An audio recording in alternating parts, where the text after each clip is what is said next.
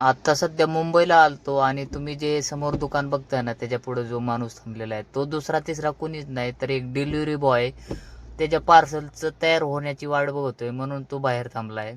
तर मला हे सांगायचं की आता बाहेर पाऊस येतोय, म्हणजे एवढा पण नाही येत पण येतोय. तर कितीही काहीही झालं तरी त्या डिलिव्हरी बॉयला त्याचं पार्सल रेडी झाल्याशिवाय त्या दुकानामध्ये आतमध्ये एंट्री नाहीये. म्हणजे आतमध्ये खुर्च्या मोकळ्याच आहेत. आता मी दिसतंय का नाही काय माहिती, पण खुर्च्या मोकळ्याच आहेत.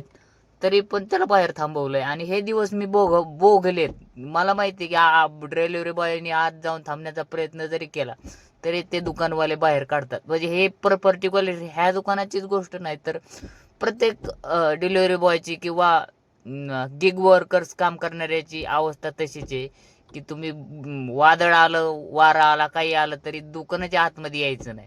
कुठल्याच मॉलमध्ये डिलिव्हरी बॉयला डायरेक्ट एंट्री नसते. म्हणजे त्यांनी खाली पार्किंगला थांबायचं आणि त्यांचा माणूस येऊन पार्सल घेऊन जाणार. तिकडं पाऊस येऊ, भूक लागो, तहान लागो, तिथं विचारायचं नाही तसलं काय. आणि सोसायटीमध्ये लिफ्ट असताना सुद्धा काही काही सोसायट्या डिलिव्हरी बॉय आहे म्हणून चालत वरती जायला सांगतात. अर्धा अर्धा किलोमीटरच्या मोठ्या मोठ्या सोसायटी असतात, गेट वरतीच गाडी लावावं लागते आणि आतमध्ये चलत जावं लागतं. हे इतकं दुःख आहे या डिलिव्हरी बॉयच्या आयुष्यात, सांगन तितकं कमी आहे. आणि यांची दखल घेणार कोणीच नाही.